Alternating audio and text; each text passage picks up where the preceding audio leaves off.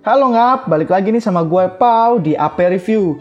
Pastinya kita akan membahas film-film menarik secara terperinci. Pada video kali ini kita mau mereview film besutan sutradara ternama Steven Spielberg yang telah memperoleh 3 penghargaan Oscar. Judul film kali ini adalah Catch Me If You Can. Ya, film ini merupakan kisah nyata dari sebuah kejahatan yang pernah terjadi di Amerika Serikat. Film ini juga dibintangi oleh nama-nama besar seperti Leonardo DiCaprio sebagai Frank William Abagnale Jr. yang merupakan pemeran utama, Tom Hanks sebagai Carl Harranti. Film ini mendapatkan rating 8,1 menurut situs IMDb. Oke lah, tanpa basa-basi, skuy kita langsung aja review filmnya. Tapi sebelum itu kita intro dulu.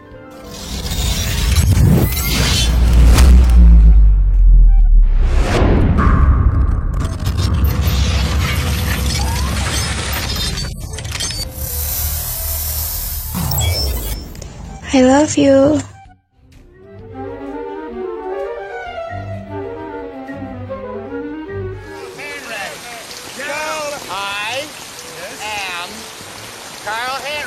Awal filmnya terlihat Carl Harranti yang merupakan seorang FBI datang ke penjara di Perancis buat nemuin Frank William Abagnale Jr. buat ngurus kepulangan Frank ke Amerika, atau kalau bahasa hukumnya itu diekstradisi. Berikut ini adalah penjelasan tentang ekstradisi yang dijelaskan dalam Undang-Undang Republik Indonesia Nomor 1 Tahun 1979 tentang ekstradisi. Yuk disimak. Di sini Carl ngelihat Frank yang ngalamin sakit batuk kronis, langsung minta ke penjaga buat bawa Frank ke ruang medis. Sampainya di ruang medis dengan sedikit kelengahan dari penjaga, Frank memanfaatkannya untuk kabur. Cuman sayangnya, dengan kondisi yang lagi sakit, Frank gak berhasil lolos dari kejaran penjaga dan dia pun menyerah. Terus cerita flashback ke tahun 1963. Di New Rochelle, New York memperlihatkan Frank William Abagnale Jr. bersama kedua orang tuanya, Frank Abagnale Sr. dan ibunya Paula Abagnale.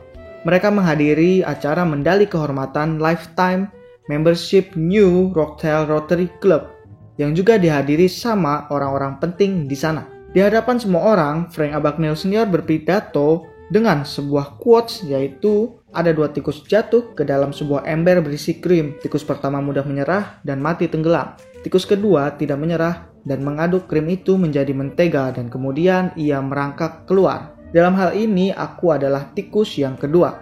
Setelah mendengar pidato ayahnya, Frank merasa terkesan, kagum, dan bangga melihat sosok sang ayah.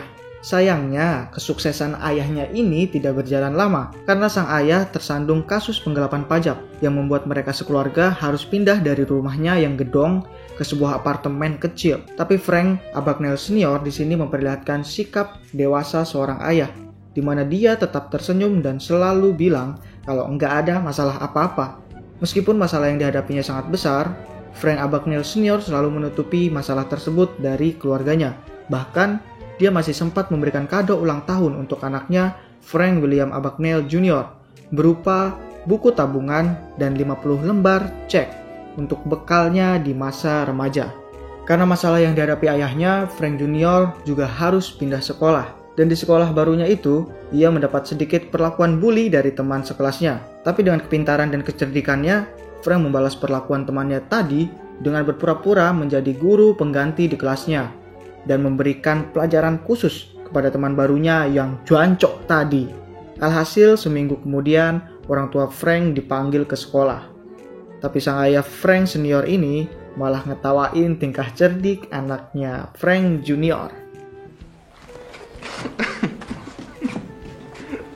Besok harinya, Frank mergokin ibunya yang lagi berduaan di apartemen sama teman ayahnya sendiri dari New Rochelle Rotary Club. Melihat ibunya yang selingkuh membuat Frank merasa sangat kecewa dan pergi keluar rumah. Pas pulang ke rumah, Frank kaget ngeliat ada jas dan topi laki-laki. Dia ngira kalau ibunya bawa cowok lain ke rumah, tapi ternyata jas dan topi itu punya seorang pengacara. Dan Frank diminta masuk ke kamar karena udah ditungguin ayah dan ibunya. Ternyata ayah dan ibunya Frank ini mau bercerai, dan Frank diminta buat milih mau tinggal sama siapa. Frank yang bingung dan sedih malah kabur dari rumah dan pergi ke stasiun. Dengan bermodalkan cek yang dikasih ayahnya, Frank ngebeli tiket kereta menuju ke Grand Central, dan disinilah petualangan Frank dimulai. Grand Central, please. Karena cek yang dikasih ayahnya cuma 50 lembar dan udah habis, Frank Junior harus diusir dari penginapannya. Dan dari sinilah dia mulai berpikir buat memalsukan cek. Frank Junior mulai mempelajari prosedur pengecekan keaslian cek dengan cara mengorek informasi dari petugas bank. Bermodalkan tampang yang cakep, Frank ngerayu sampai akhirnya para teller bank ini terbuai dan ngasih tahu semua informasi yang dibutuhkan Frank. Tapi karena Frank ini cuma orang biasa, jadi banyak bank yang gak mau mencairkan cek yang dia punya. Akhirnya dia berencana buat pura-pura jadi pilot karena profesi ini merupakan profesi yang dipandang sangat hebat pada zaman itu.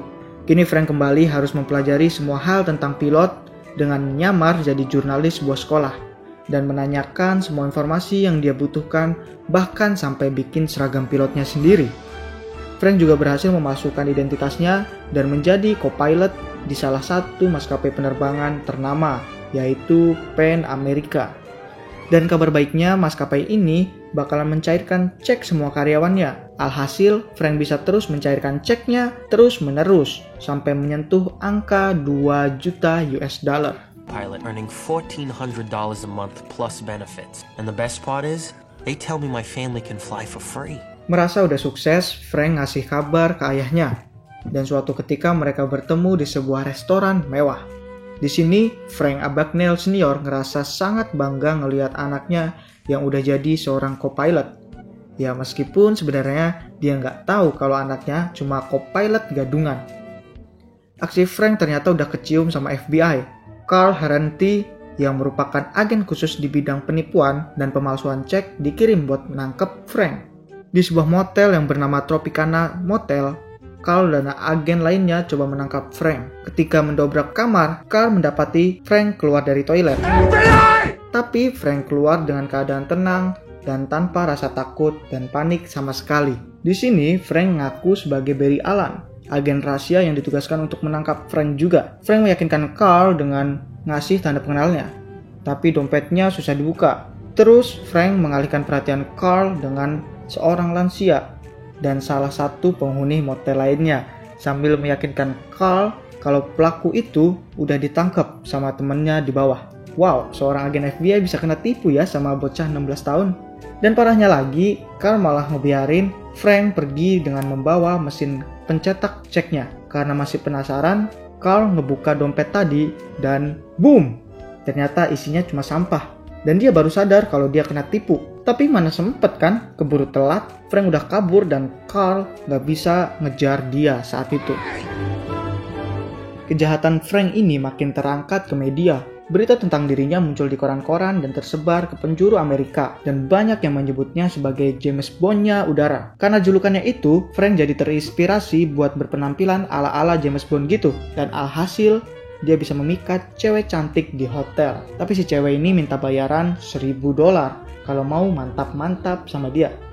Frank masih sempet-sempetnya nipu lagi dengan ngasih cek $1.400 sehingga dia dapat kembalian uang cash $400 dari si cewek tadi. Hebat juga ya. Di sebuah kafe, Carl yang lagi ngumpulin data tentang Frank tiba-tiba ditegur sama pelayan kafe itu. Dan si pelayan ngasih tahu kalau nama Barry Allen adalah nama tokoh superhero dari sebuah komik The Flash. Dari sini Carl baru tahu kalau yang selama ini dia kejar adalah bocah yang suka baca komik superhero. Berkat informasi tadi, Carl langsung hubungin timnya dan melakukan pengecekan ke semua rumah yang punya anak laki-laki yang kabur dari rumah. Dan mereka sampai di rumahnya ibu Frank. Dari sinilah Carl tahu nama asli Frank William Abagnale Jr. Karena penyamarannya sebagai pilot sudah mulai terancam, Frank memutuskan untuk beralih profesi menjadi seorang dokter dan menggunakan nama Frank Carner. Dalam proses mempelajari cara-cara menjadi dokter, dia bertemu dengan cewek yang bernama Brenda Strong. Dia pun memalsukan ijazahnya dan melamar ke sebuah rumah sakit tempat Brenda bekerja. Tapi hanya ada satu lowongan, yaitu menjadi dokter pengawas UGD. Pas mulai bekerja, Frank menghadapi pasien pertamanya dan langsung keringat dingin pas melihat kucuran darah dari pasien. Frank yang gak kuat ngelihat darah langsung muntah. Di sisi lain, Carl ngedatengin rumah ayahnya Frank. Dan dari sini dia mendapatkan alamat Frank dari surat yang pernah dikirimkan Frank untuk ayahnya. Dan langsung meluncur ke lokasi tempat apartemen Frank. Tapi pas Carl sampai ke apartemen itu, Frank udah gak ada di sana. Sementara itu, Frank yang udah ngejalin hubungan dengan Brenda langsung pengen ngelamarnya. Sedikit informasi, Brenda merupakan anak dari keluarga penganut Lutherian. Dulu dia sempat diperkosa oleh teman golf ayahnya dan melakukan aborsi sehingga dia dibuang dari keluarganya. Saat menemui keluarga Brenda, Frank mengaku sebagai penganut Lutherian juga dan dia diminta untuk memimpin doa makan. Bukannya berdoa, Frank malah ngulangin pidato 2 tikus milik ayahnya. Frank juga mengaku sebagai lulusan Harvard Fakultas Hukum meskipun hanya setahun dan malah memilih menjadi seorang dokter. Kebohongan Frank ini membuat keluarga Brenda tertarik. Ditambah lagi, ayah Brenda merupakan seorang pengacara sekaligus alumni Harvard. Ayah Brenda juga malah mengusahakan agar Frank dapat masuk ke Louisiana State Bar, salah satu asosiasi hukum tempatnya bekerja. You know what you are. You're romantic.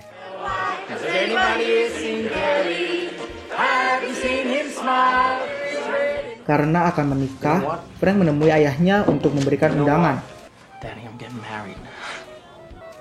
Can you believe that I'm getting married? You tell her I have 2 first-class tickets to go see her son. Your mother's married now to my friend Jack Barnes. They have a house. Dan juga dia menelpon Carl untuk menyatakan damai dan dia akan berhenti dari pekerjaan penipuannya.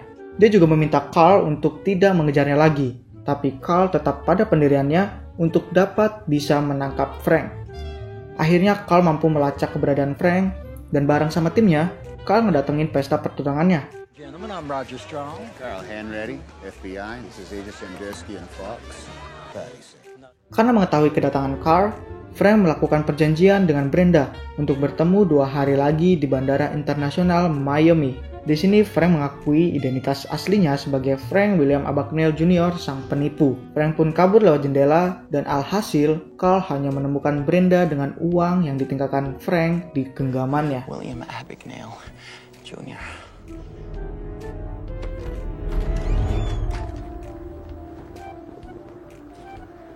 Pada saat hari perjanjian tiba, Brenda beneran datang ke bandara. Tapi di sini Frank menyadari kalau Brenda berada dalam pengawasan FBI dan Frank pun batal menemui Brenda. Dengan bermodalkan identitas palsu sebagai pilot Pan America, Frank melakukan seleksi pramugari dan memilih 8 wanita cantik untuk dijadikan pramugarinya. Kemudian dia datang ke bandara dengan menggandeng ke-8 pramugarinya itu. Sementara Carl semakin memperketat penjagaan di bandara Miami hingga Carl menerima telepon dari anggotanya yang mengatakan kalau dirinya melihat Frank di luar bandara dengan menggunakan topi pilot. Penyergapan pun dilakukan dan betapa keselnya Carl ketika melihat targetnya itu ternyata hanyalah seorang supir yang dibayar Frank untuk menjemput penumpang yang bernama Hanratty. Hanratty kan nama panjangnya Carl ya. Singkat cerita, Carl dan timnya menemukan fakta bahwa cek palsu yang dibuat Frank selama ini menggunakan tinta yang hanya ada di beberapa negara. Salah satunya adalah Prancis. Carl pun langsung terbang ke Prancis.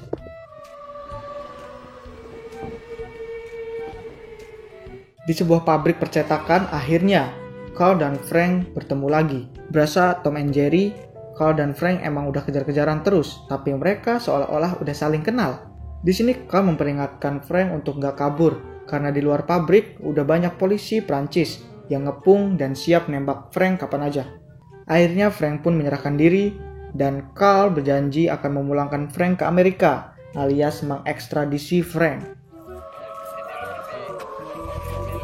Don't worry, Frank. I'll have you extradited back to the United States. Don't worry. Setelah proses ekstradisi selesai dan mereka dalam perjalanan ke Amerika dengan pesawat, Carl ngasih tahu Frank kalau ayahnya udah meninggal. Frank sedih dan marah kepada Carl karena dia udah janji kalau bakal membiarkan Frank berbicara dengan ayahnya. Dan lagi-lagi, Frank bisa kabur lewat celah di toilet pesawat dan turun melalui roda pesawat ketika landing.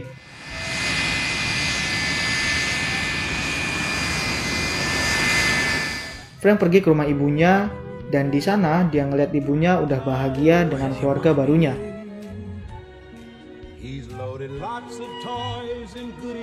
Frank pun akhirnya menyerahkan diri ke polisi karena merasa udah tidak punya keluarga lagi. Frank divonis 12 tahun penjara dan dimasukkan ke dalam sel isolasi. Carl yang ngerasa punya kedekatan dengan Frank pergi menjenguknya dan ngebawain komik kesukaan Frank, The Flash. Di sini Carl menyadari kemampuan Frank dalam mengecek keaslian sebuah cek meskipun ia tidak menyentuhnya. Hingga akhirnya Frank direkrut oleh FBI dan melanjutkan masa hukumannya sebagai anggota FBI. Raised against my fingers instead of flat. We have the power to take you out of prison. You'll be placed in the custody of the FBI.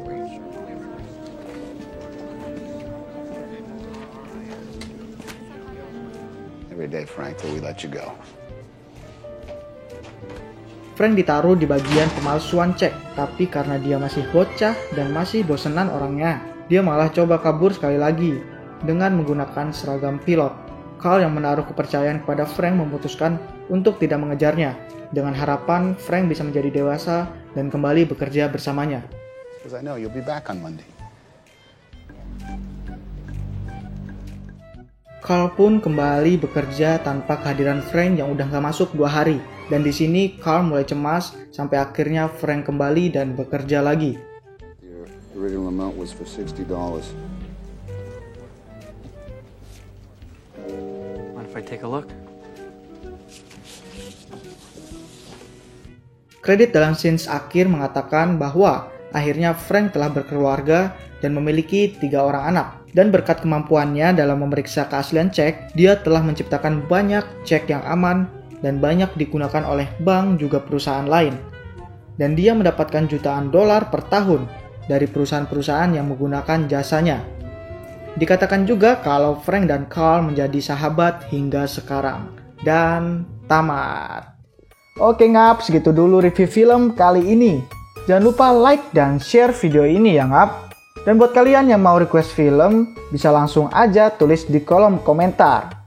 Dadah!